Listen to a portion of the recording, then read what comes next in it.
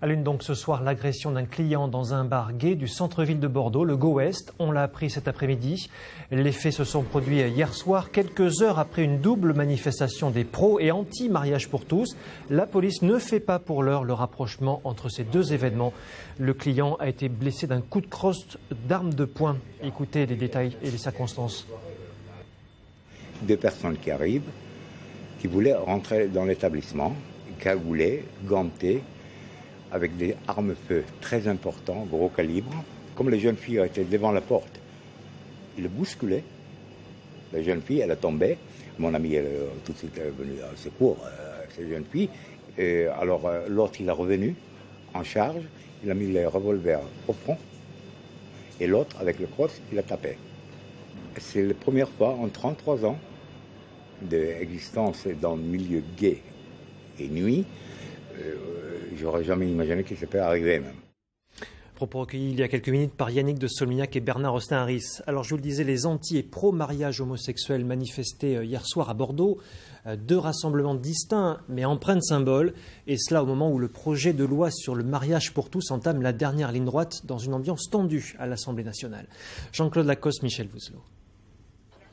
Malgré les apparences, l'ambiance était électrique hier à Bordeaux. Les anti-mariages gays se sont mobilisés le jour où le projet de loi sur le mariage pour tous passait en deuxième lecture à l'Assemblée. On essaye d'aller jusqu'au bout, de mener nos actions jusqu'au dernier moment. Et puis, encore une fois, on rappelle une vérité élémentaire pour la famille. C'est-à-dire qu'une famille, c'est un père et une mère.